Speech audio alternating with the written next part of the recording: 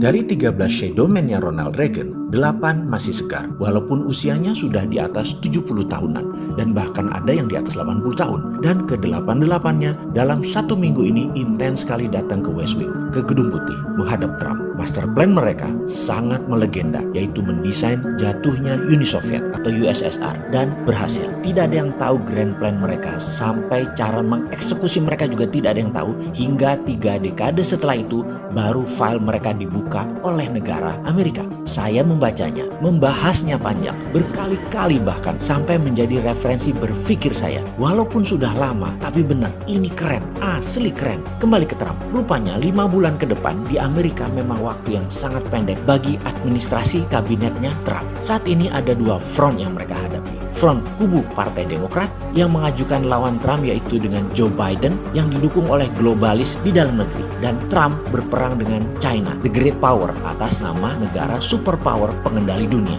Menariknya, globalis yang di dalam hal ini big pharmaceutical company bermain dengan WHO dan bermain dengan pemimpin China. Kita semua tahu Partai Demokrat dekat dengan globalis dan pemerintah China sejak zaman Clinton. Nah, ini harus dijelaskan dulu, harus mundur sebentar. Pengetahuan dasarnya adalah kaum globalis itu tidak nasionalis. Ini terjadi di seluruh dunia dan bukan hak prerogatif pengusaha kakap di Amerika saja. Di Indonesia juga sama. Mereka ada yang berpaspor hijau, tinggal di Singapura, berbisnis di Cina, memiliki bank pendana di New York, pasar bisnis mereka di Eropa, kantor pusatnya di Hong Kong. Itu biasa. Di Cina juga ada kaum globalis. Di setiap negara ada. Mereka itu tidak punya nasionalisme. Apakah itu salah? Tidak juga. Hanya karena mereka dewanya uang, agamanya kapitalis, mereka sangat buas. Saat ini semua di dunia arahnya, pemahamannya digiring ke arah itu atau menjadi borderless country. Mereka menjadi world citizen, klaimnya mereka. Mereka itu tidak peduli dengan kekayaan wilayah atau kekayaan orang lain. Punya siapa? Yang jelas otak pikiran mereka adalah mau ambil semuanya. The winners takes all. Jadi secara negara Amerika, seperti dalam pernyataan George F. Kennan, we want to keep it that way forever, adalah Amerika mengendalikan 60% kekayaan dunia dan harus mempertahankannya. Adalah sebuah foreign policy yang Amerika punya dan lebih dari 70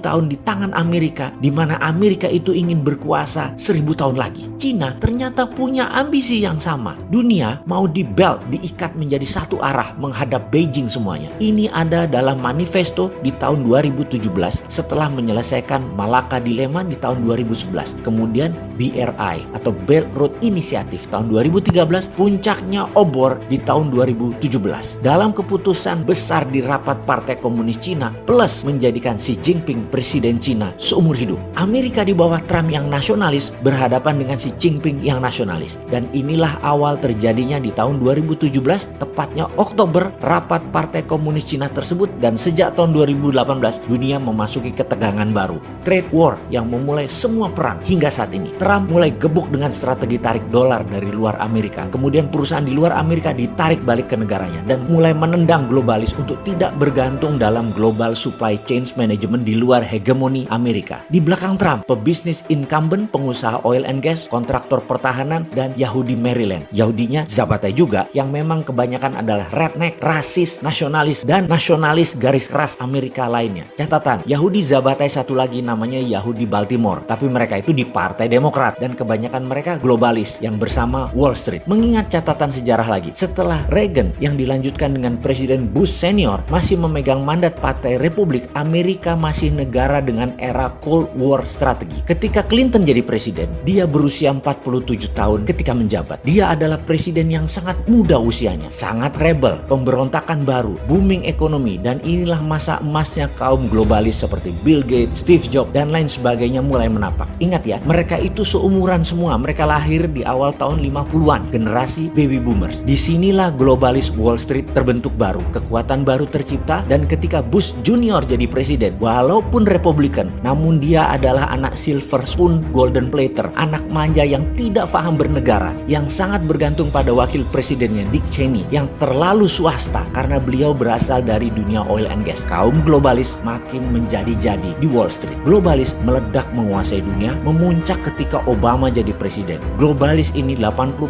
mempunyai support sistem manufaktur mereka di Cina. Karena itu Partai Demokrat secara alami dekat dengan pemimpin Cina saat ini, Xi Jinping. Pertanyaan berikutnya, kenapa Cina? Ingat, di tahun 1989 Cina mulai maju dan tahun 90-an, 10 tahun setelah Cina membangun dasar fondasi manufaktur industrinya, Cina baru ngegas. Itulah tahun Clinton berkuasa. Bagaimana Cina ngegas? 10 tahun pertama menggunakan strategi renminbi di dalam, yuan di luar negeri, dan 10 tahun fokus mereka membangun basis manufaktur di dalam negeri Cina dengan strategi imitating, meniru, menduplikasi. Cina meniru apa saja, di mana strategi ini di kemudian hari membuat bangsanya menjadi terampil.